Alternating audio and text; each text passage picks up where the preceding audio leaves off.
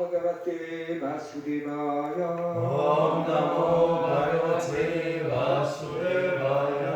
Om Namo Bhagavate Vasudevaya. Om Namo Bhagavate Vasudevaya. Om Namo Bhagavate Vasudevaya. Om Namo Bhagavate Vasudevaya.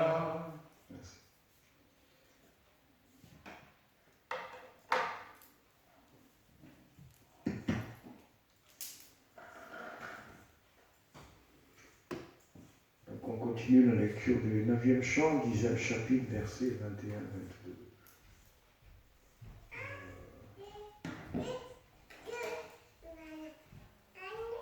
Who doesn't understand French? Je vais parler en français. En fait, on va faire ça tout le temps.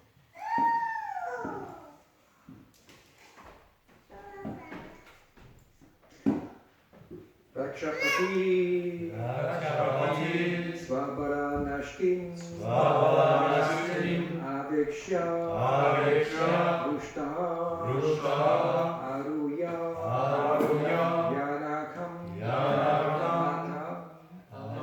Apishasara, Ramam, Svasyanjane, Jumati, Matarina, Upanite, Vibrachamanam, Ahanat, Nishitai, Shurapre,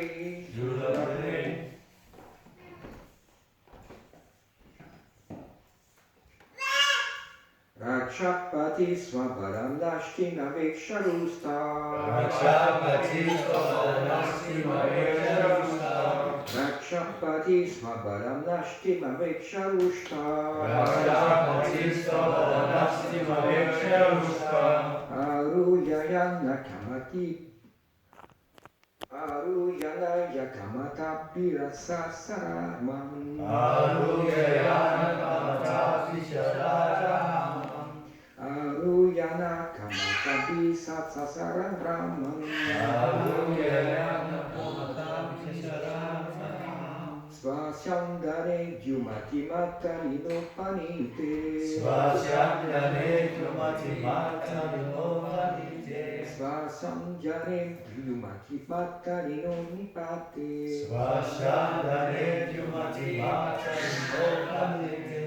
Vibrachamana Mahanam Nishite Kshurapre. Vibrachamana Mahanam Nishite Kshurapre. Prichamanam Mahan Nishate Kshurapre. Vibrachamana Mahanam Nishite Kshurapre. Rakshapatim Svalabalam Nashtimam Vikshar. Rakshapatim Svabalam Nashtimam Viksharushtam. Rakshapati Svabalanashtim Aveksharushtam. Aruyayan Nakamatam Visasaraharman. Aruyayana Kamata Pisharamam. Svasyandane Jumati Matarino Panite. Svasyandane Jumati Matarino Panite.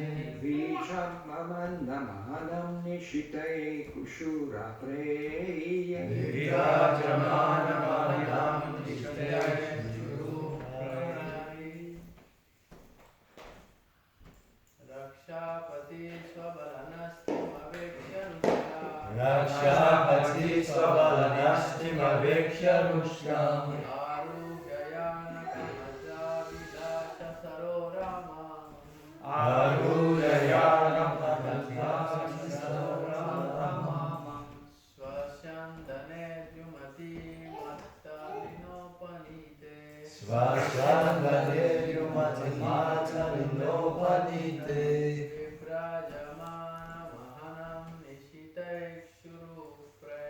Vibrajamana Mahanam Nishite Kshurapre. Entendu?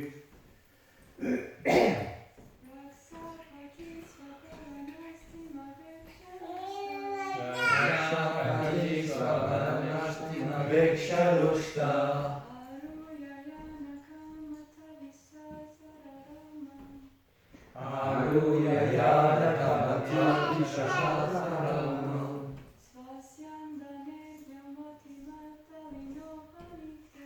Swashyandane Kyumati Matalino Panite.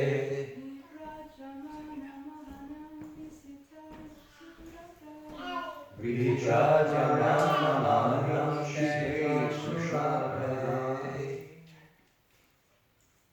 Rakshapati, Rakshapati, the leader of the Rakshasa Ravana. Swabaram Nashtim, the destruction of his own soldiers. Avikshaha, after observing, Vrishtaha became very angry. Aruya, riding on. Yanakam, his beautiful airplane decorated with flowers. Ata, thereafter. Abhisasara, proceeded toward. Raman, Lord Ramachandra. Swasandhyane, in the celestial chariot of Indra. Yumati, glittering. Matalina, by Matali, the chariot driver of Indra. Upanite, having been brought. Vibrajamananam, Lord Ramachandra, as if brilliantly illuminating. Aharat, Ravan struck him. Nishitai, very sharp. Shurapai, with arrows. Translation. Thereafter, when Ravan, the king of the Rakshasas, observed that his soldiers had been lost, he was extremely angry. Thus, he mounted his airplane, which was decorated with flowers, and proceeded to our Lord Ramachandra, who sat on the effulgent chariot brought by Matali, the chariot driver of Indra. Then Ravan struck Lord Ramachandra with sharp arrows. Peu après, quand Ravan, le roi des Rakshasas, observa que ses soldats avaient été décimés, il fut extrêmement en colère. Il grimpa dans son aéronef qui était décoré avec des fleurs et alla rencontrer le seigneur Ramachandra qui était assis sur un chariot effulgent conduit par Matali, le conducteur de char de Indra. C'est alors que Ravan frappa le seigneur Ramachandra avec des armes, avec des flèches acérées. Texte 22. Ramastamaha Purushana Purishayana Kanta Sama Lakshamachak Paritas Papate Jakta Trapasya Palamadya Pujugut Pishicha Yachan Mikal Napivakarturarangya Vihiryaha. Translation. Lord Ramachandra said to Ravan, "You are the most abominable of the man-eaters. Indeed, you are like their stool. You resemble a dog, for as a dog steals in eatables from the kitchen in the absence of the householder, in my absence you kidnapped my wife, Sitadevi. Therefore, as Yamana punishes sinful men, I shall also punish you. You are most abominable, sinful, and shameless. Today, therefore, I, whose attempt never fails, shall punish you." Ramachandra, le seigneur Ramachandra, s'adressa alors à Ravan.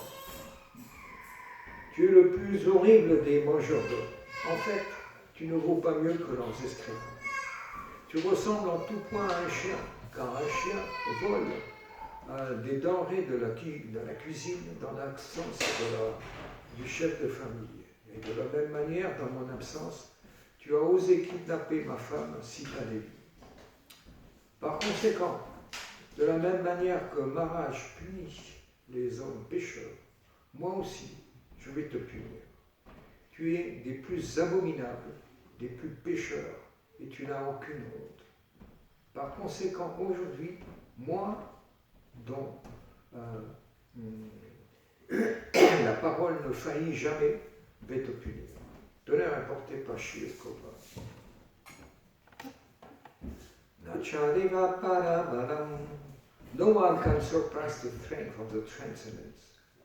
Ravan was so sinful and shameless that he did not know that the result would be of kidnapping Mother Sita, the pleasure potency of Ramachandra.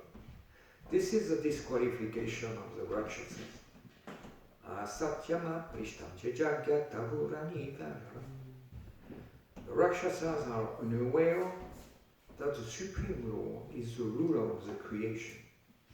They think that everything has come about by chance or accident, and that there is no ruler, king, or controller.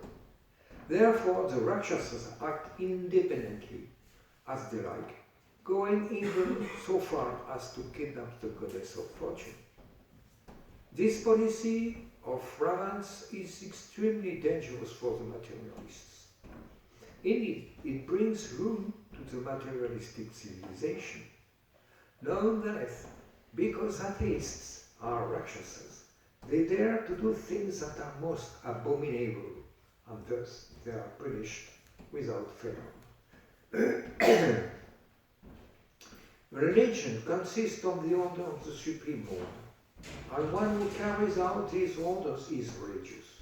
One who fails to carry out the Lord's orders is irreligious and is to be punished. De ne rapportez pas chez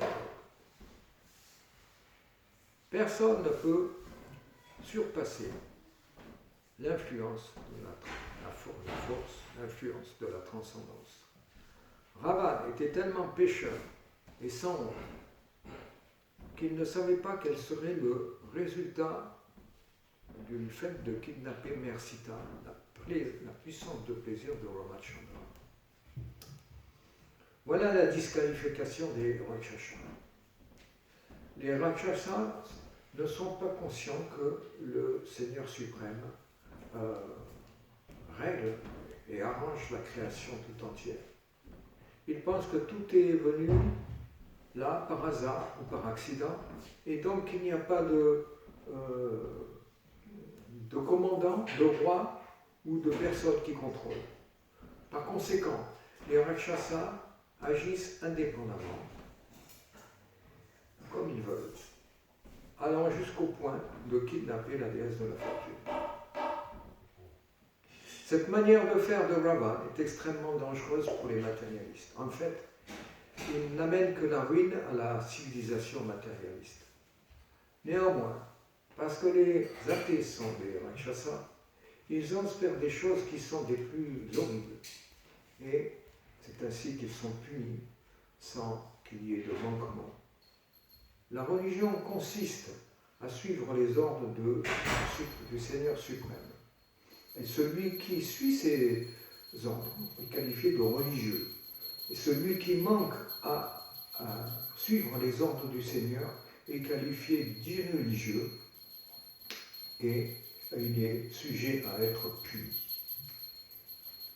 Om Ganapinandasya Garanjara Sharakara Chachuru Vinitanyanatasana Shivana Vinamaha Shri Chaitanya Mano Vishtam Shtapidanya Mutare Swayarupakara Ajanta Viswavarantika Hare Krishna Karina Sindhu Dinabandhu Jagatpate Gopesha Gopika Kantara Kantara Stute Tapta Kanchana Gorandeva Deveta Maneshwari Vishwara Sute Vibrana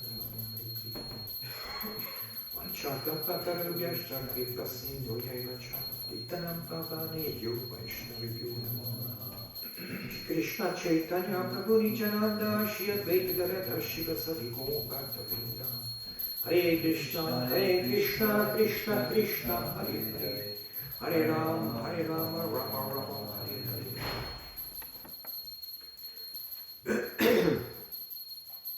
Donc là, dans le 9e chant, on retrouve donc le Ramayana, l'histoire, les péripéties, les aventures du Seigneur Ramachandra, décrites en un chapitre. Donc l'auteur savait très bien que le Ramayana existait depuis des milliers d'années, parce qu'en fait Ravan et Ramachandra sont apparus pendant le Treta Yuga. Donc au début du Treta Yuga, les gens vivent 10 000 ans, et à la fin du Treta Yuga, ils vivent 1000 ans. C'est un âge de bronze, donc ça remonte à des millions d'années. Et il est remarquable comment, en fait, le Ramayana a toujours été transmis pendant un million d'années. On voit comment les choses se perdent après quelques centaines quelques siècles, quelques milliers d'années. Que dire 10 000 ans, que dire 100 000 ans, que dire 1 million d'années. Donc on voit comment en Inde, en fait, la tradition, la succession disciplique, elle a beaucoup plus de chances de résister au temps en Inde qu'ailleurs, parce que les gens ils sont plus religieux, tout simplement. So, here we see in the ninth canto how it is reduced just in a chapter, the pastime of Lord Rajchandra, because the author was aware the Ramayana, the story, the whole story was existing already. So he gave just a nutshell of it. It is remarkable to see, it is noticeable to see how the Ramayana been transmitted from years to years to years to years, century to century, millennium after millennium. Because this story happened in the Treta Yuga, and in this age people are living from 10,000 years up to 1,000 years at the end. So this story happened millions of years ago. And we can see a kind of disciplic succession have been existing in India for so long time, because people are just simply more religious. They have a tendency to follow the order of the Lord, and as a result, they enact the pastimes in many towns. There is a festival where they enact the victory of Lord Ram upon Ravan. So this is the advantage of having a disciplic succession, and the scriptures that have been not scratched or alterated in this due course of time. Donc c'est là l'avantage de voir que, en fait, avec une succession disciplique, on peut voir que la compréhension des textes elle est transmise, et l'écriture elle est transmise sans qu'elle soit altérée, ou qu'on puisse ne plus l'interpréter, ou qu'on puisse ne plus comprendre ce qu'elle veut dire. Because there's many scriptures nowadays, people have difficulty to understand them, because the disciplic succession disappear, even the calendar disappear, and the people are not pure enough to understand the inner meanings and to explain to the populace the meaning of the scripture and the principle enacting this rule or this rule or this rule. Donc avec le temps, les gens finissent par rejeter l'écriture ou la religion en question, parce que la succession disciplique a été cassée et que les représentants n'ont plus la pureté nécessaire et la compréhension assez claire pour comprendre les règles et le pourquoi des règles. So here Srila Prabhupada explained in the purport what's the mentality of the atheists and the Rakshasas. Rakshasas are normally people who are gigantic and who enjoy eating the flesh of human beings. there are a category of cannibals, and there were plenty of them in the past time. And same, we have some plenty of stories here and there in every continent, speaking with giants or people who were eating and we were enemies of the humankind. Donc on peut voir qu'en fait, ici, on parle des Rakshasa qui étaient des géants et qui étaient des mangeurs d'hommes. Et on peut voir que partout dans le monde, il y a plein d'histoires, des contes, on pense que c'est des contes. De géants qui étaient des ennemis de l'humanité parce qu'ils mangeaient des autres. Et ces histoires-là, il y en a en Amérique du Sud, du Nord, partout. C'est du fait qu'à l'époque de la culture védique, les Rakshasa existaient. Nowadays, there is no more Rakshasas. They disappear. De nos jours, il n'y a plus de Rakshasa, mais ça ne veut pas dire qu'il n'y a pas eu. But it doesn't mean there was no Rakshasas in the past.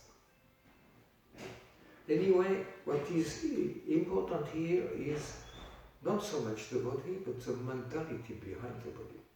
Donc ce qui est plus important en fait, c'est pas vraiment qu'il y ait des corps de Rakshasa ou de ceci, mais c'est de voir comment la mentalité, elle perdure. La mentalité des Rakshasa, comment de nos jours, en fait, sur la planète qu'on vit actuellement, dans les circonstances, en fait, c'est la même mentalité. So the mentality of the Rakshasas is explained by Srila Prabhupada, and it happens millennium after millennium. It's always the same thing, but the frame of the pastime is different. The pastimes, the weapons, the theater is with a different decorum. Donc on voit comment en fait la mentalité démoniaque elle perdure au fil des siècles, au fil des milléniums, et qu'elle est toujours la même. Juste le théâtre, l'espace-temps, les circonstances, les armes, les corps qui agissent sont différents. Mais basiquement, le mental est le même. So, here Srila Prabhupada explained what is qualified of religious. He gives specifically in this purport the explanation of who is religious and who is irreligious. A religious is the one who carries out the orders of the Lord, who follows the instruction given by the Lord in the scriptures. Donc, est qualifié de religieux celui. Donc, Srila Prabhupada donne la définition de qui est religieux et irreligieux. Et là, il explique que celui qui est religieux, en fait, c'est celui qui suit les Écritures et qui les comprend et qui les met en application dans sa vie. Et l'opposé, l'irreligieux, c'est celui qui se fiche des Écritures. Il fait ce qu'il veut. And oppositely is religious, those who don't follow and they do as they want. There's no ruler, everything happens by chance, by accident. Things are happening independently. So this kind of thinking is typical of the atheists and the Rakshasas. And as a result, because they don't care about the consequences, they eat meat. Because someone who understands reincarnation, who understands the law of karma, they understand it's not such a good plan.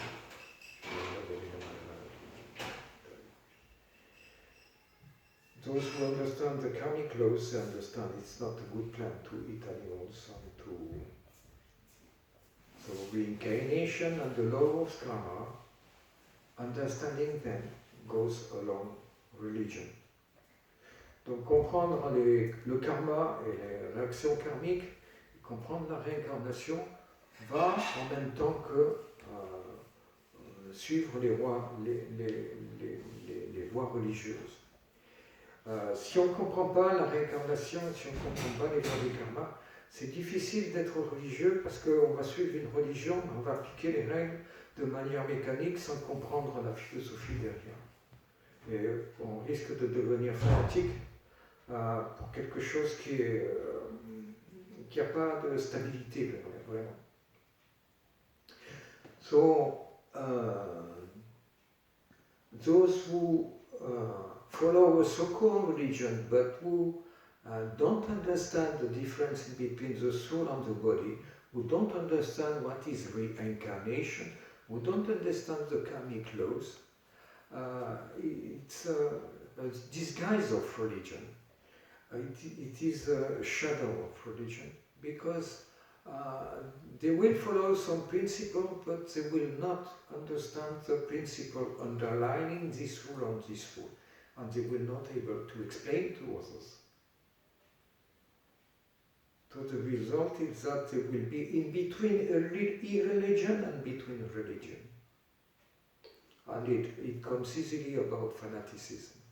Nowadays it is so common that people are so-called battling against an enemy or irreligion, but they themselves are completely irreligious. So they use the umbrella of a so-called religion to promote their political and atheistical plan. Donc, ces gens-là, souvent, ont tendance à utiliser la religion comme un parapluie pour promouvoir leur propre plan démoniaque et illusionner la masse qu'ils font croire qu'ils sont religieux.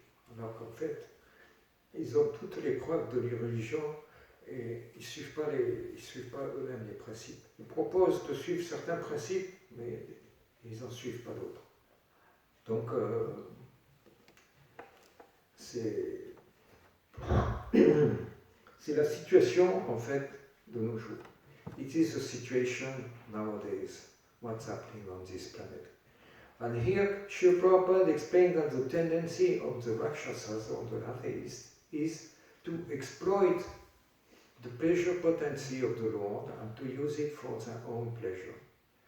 So, they say they are religious, but what would they do? They use the pleasure potency of the Lord. They exploit. Donc les gens se disent religieux, ceci, cela, mais leur tendance c'est d'exploiter la puissance de plaisir de Krishna ou les facilités que donne la terre et les utiliser pour leur propre plaisir.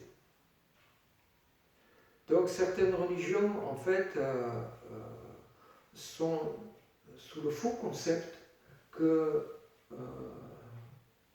l'espace-temps dans lequel on vit, la terre, l'air, l'eau, tout ça, ça doit être exploité par l'homme au maximum, parce que c'est donné à disposition par le Seigneur pour l'homme, pour pouvoir construire son empire, construire sa puissance, sa domination sur les autres entités vivantes et sur la nature. Donc ce concept est en lui-même un concept démoniaque, mais les gens n'en ont pas conscience.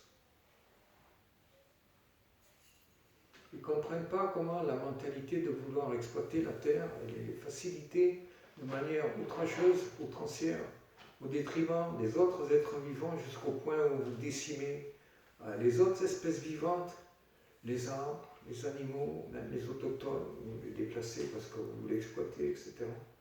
Donc ça devient finalement criminel. Mais tout ça sous le nom de la religion, avec un parapluie. Alors, on peut exploiter la matière parce que Dieu nous le donne, on peut faire ce qu'on veut avec. So, cette mentalité est en fait à l'opposé de la religion. So the mentality of exploiting material facilities that are given by the Lord through air, water or earth, and to think that everything is at our disposal and that we can exploit it in as much as we want, is in itself demonic, but the people don't realize it. These false or shadow religion have a tendency to explain that everything is at disposal of the human beings. They can exploit and do whatever they want. Just do it, don't care. But this concept is in itself demonic, because it is exactly like here, exploiting the pleasure potency of war. In spite of using these items for the service of the Lord, they use it to for their own sense gratification, up to the point of where they are completely against other animals, other people who are living on the soil or on the ground or from the water. They exploit it. Go away, we take the elevations, you go in the desert, you can stay there, no problem, tourists will give you money. We want this. This is the mentality that have been infused by shadow religion to the people, who think they can exploit everything to their service. As a result of this polluted mentality, they pollute the waters, they pollute the earth, they pollute the air, and they pollute the ether. So this vibration creates a great turmoil and a great problem in the universe. Even the ether becomes contaminated, and the tendency is automatically to exploit it as much as we want. So it's not astonishing that women are being exploited, the old people, and the poor people, those who are aborigines are exploited. All the children, all these categories of people who need assistance and who need protection are being assaulted and exploited as a result of the general contamination. Donc en fait, cette contamination de vouloir exploiter la nature matérielle séparément de Krishna au lieu de l'engager au service de Krishna, elle a pour effet de terroriser les entités vivantes et de contaminer la terre, polluer, la pollution, c'est la pollution, et le mental est pollué. Le mental est pollué, les activités sont polluées, la terre devient polluée, l'eau devient polluée, l'air devient pollué, et les terres, subtilement, cette pollution devient la norme, et les gens, automatiquement, les entités qui prennent naissance, deviennent pollués par cette mentalité générale.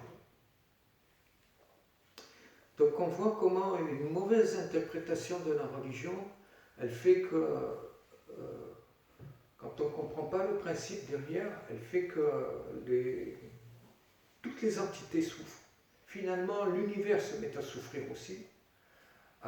Krishna dit lui-même que les gens font des austérités qui le gênent, qui le torturent, en quelque sorte, si on peut torturer Dieu.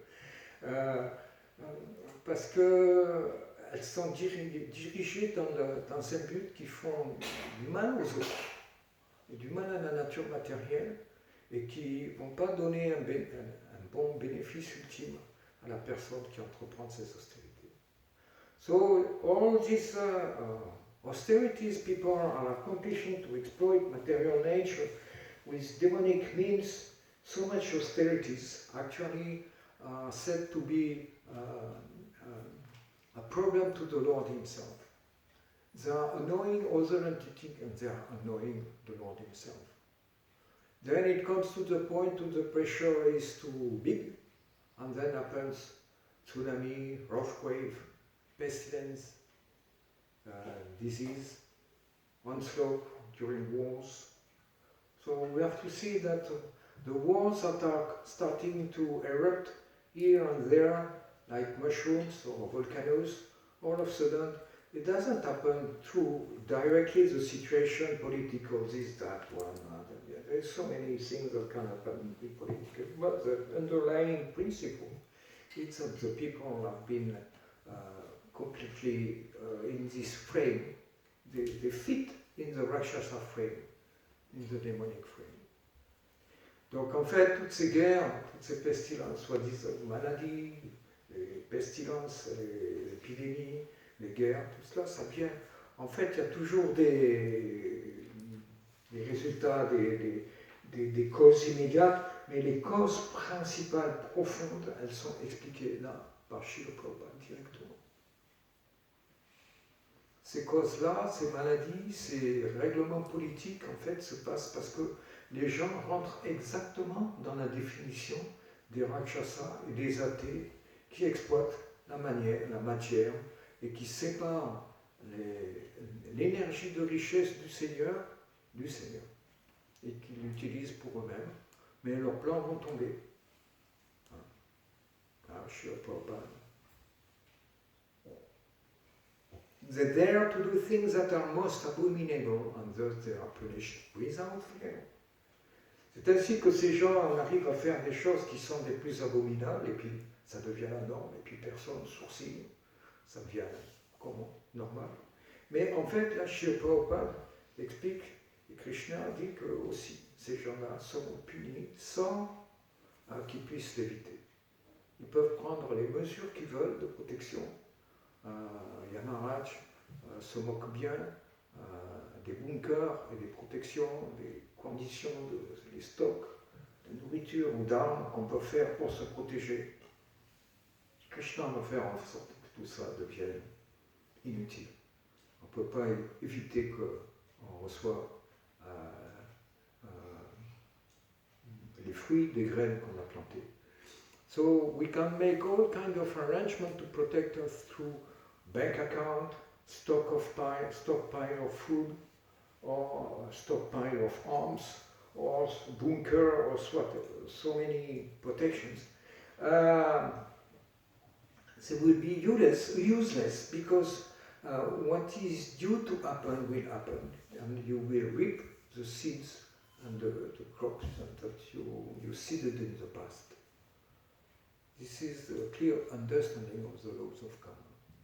Donc on doit comprendre en fait comment les lois du karma fonctionnent.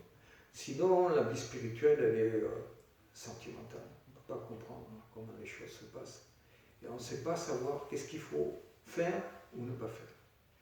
Without a clear understanding of the karmic laws and all the material nature works, we cannot understand what is to be done and what is not to be done. For someone who applies the real principle of religions,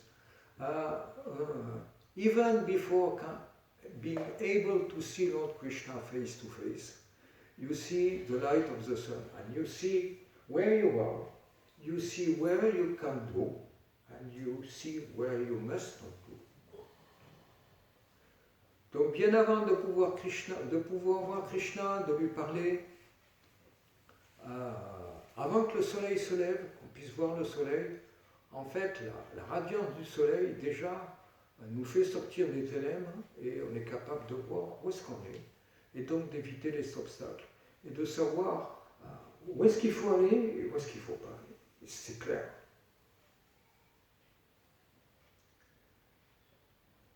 If you don't know, it means you don't see, the light is not still there. What to speak of the sun? Si on ne sait pas qu'est-ce qu'il faut faire, qu'est-ce qu'il ne faut pas faire, ça veut dire que la lumière n'est pas encore là, et que le dire du soleil.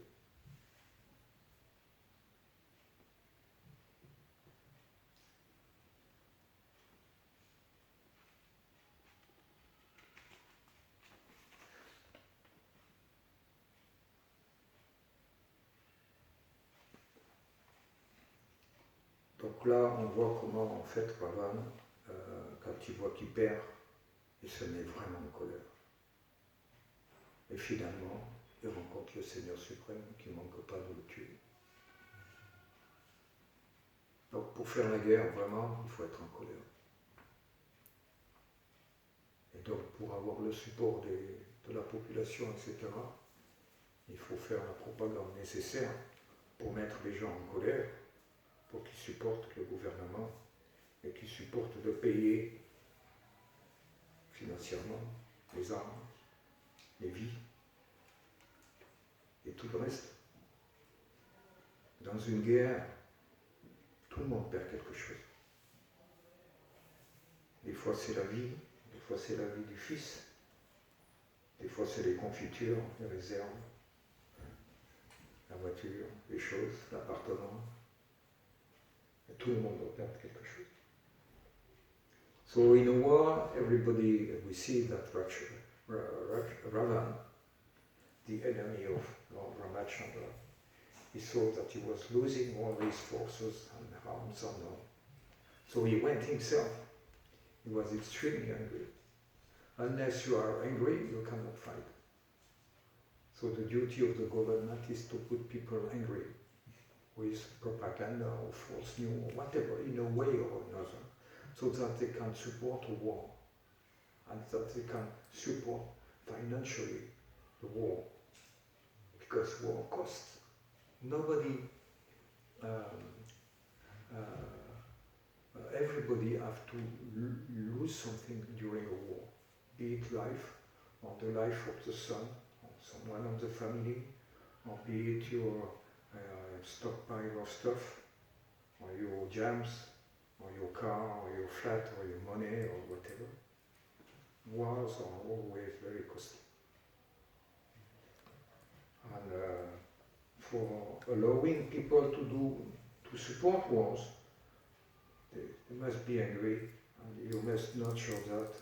You must feed with some wood the fire of angriness. So it is happening nowadays. You can see that in the newspaper or wherever. It's not for nothing.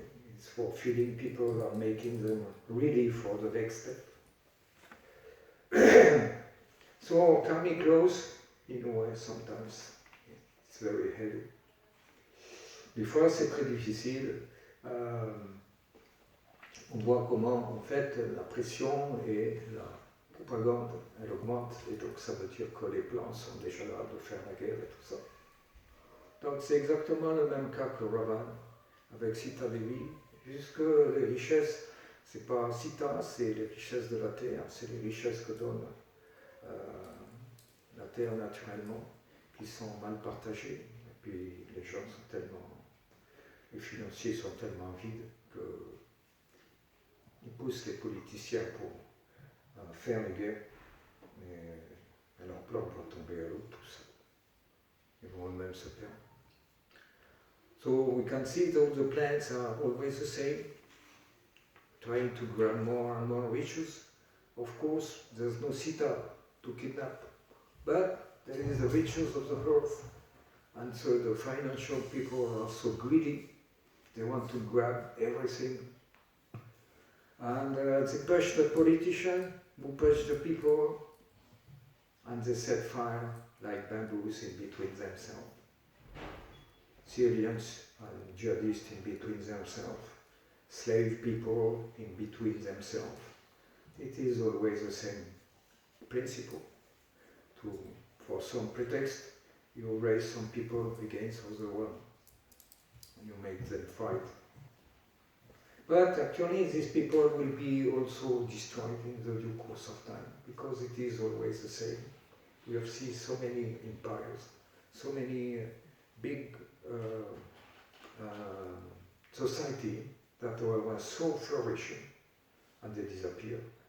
What is now on the Egyptians, the Maya, the dust, some stones, nothing left, almost. Because he went to materialist. They adopt materialistic way of life also.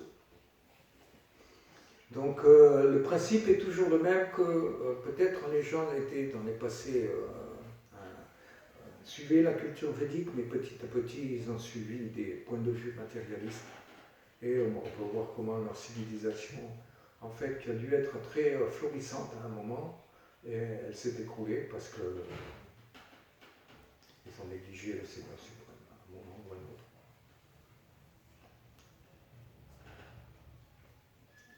So the aim of Krishna consciousness is to revive this big plan, to revive spiritual consciousness, awareness of the Lord, and the Lord, the real love of the Lord and to re-establish spiritual principle in the society of the human beings. Donc le but de la conscience de Krishna n'est ni plus ni moins de rétablir la vraie connaissance, de comprendre les lois de la religion, pourquoi faire ceci, pourquoi ne pas faire cela, les conséquences. Et donc c'est un gros programme. Et donc Srila Prabhupada a planté la graine, et donc c'est à chacun de reproduire les graines. So it's up to everybody to replant the seeds that Srila Prabhupada gave us and to make them flourish little by little. Srila Prabhupada ki, Srila Ramachandra ki, Ora Prabhupada.